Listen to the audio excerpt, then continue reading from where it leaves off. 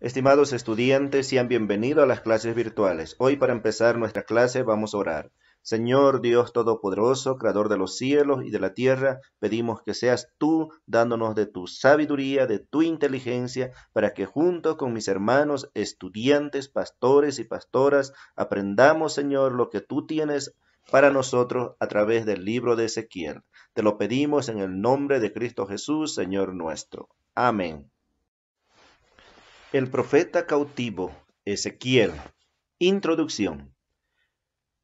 El ministerio de Ezequiel era el de recordar constantemente a los exiliados los pecados que habían traído sobre ellos el juicio de Dios, y asegurarle de las futuras bendiciones de Dios de conformidad de su pacto.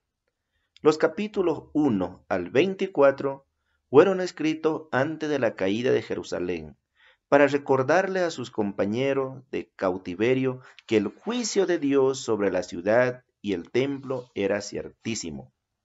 Los capítulos 33 al 48 contienen profecía de la todavía futura restauración de Israel en el reino milenial.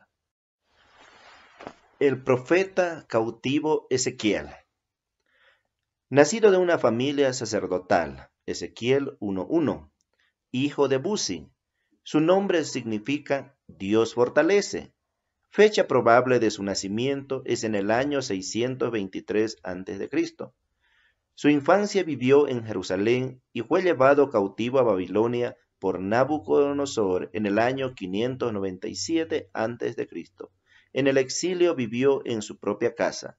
Ezequiel 3:15 y verso 23.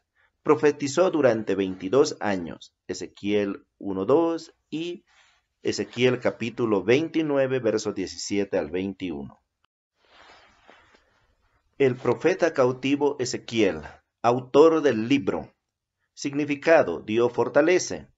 Ciudad natal: Jerusalén. Fecha de su ministerio: 593 al 571 a.C. Lugar de su ministerio: Babilonia. Ezequiel se identifica como el autor del libro. Ezequiel capítulo 1, verso 3 y capítulo 24, verso 21. Y escribe con estilo autobiográfico en todo el libro. Él emplea un estilo gráfico y peculiar de visiones, parábolas, alegorías, acciones simbólicas en todo el libro. Ambiente político.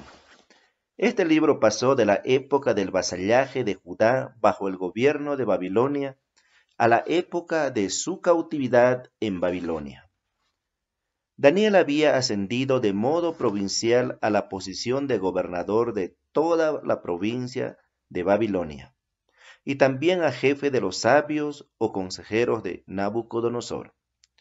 Como esto ocurrió 5 años antes de la exportación de Ezequiel y 16 años antes del exilio final del año 586, los exiliados judíos en Babilonia estaban reconocidos en lo político. Ambiente religioso.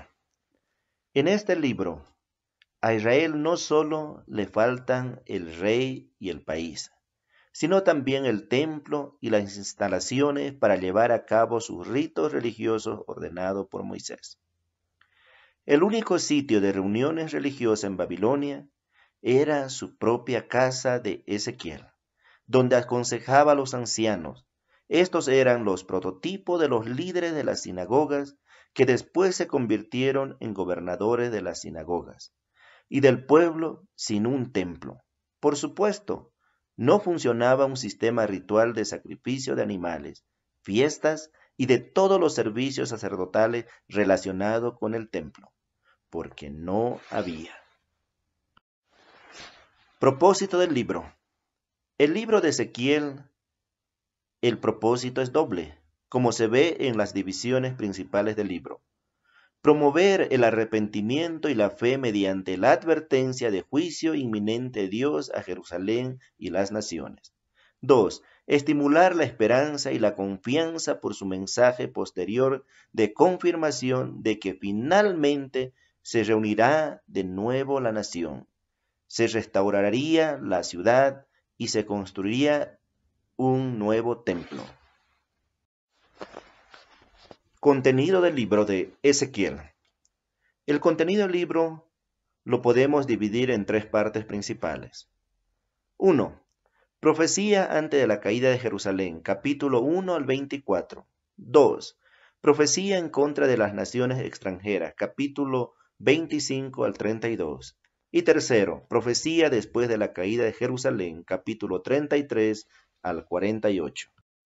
El mensaje del libro de Ezequiel. La lectura del libro nos hace descubrir el dinamismo de una palabra que interpreta la historia para recrearla. El dinamismo de una acción divina, que por propia iniciativa de Dios, sin esperar que el pueblo se vuelva hacia Él, establecerá una nueva alianza con Él, ya que Dios no quiere devastarlo. Esta nueva alianza no consistirá en cumplir normas y leyes, sino en escuchar a su Espíritu, que Dios mismo pondrá en el corazón de cada persona. Se trata de una nueva vida de alianza, llevada a cabo más tarde por nuestro Señor Jesucristo y hoy a través del Espíritu Santo a su iglesia. La teología de Ezequiel. El tema no es nuevo. Todos los profetas tratan la soberanía de Dios sobre la creación, sobre pueblos y naciones, sobre el rumbo de la historia. Pero en Ezequiel, este tema es presentado con más claridad que en los demás libros. Hasta la presencia de la gloria de Dios que invadió al mundo de Ezequiel, hasta la última frase, Jehová está allí.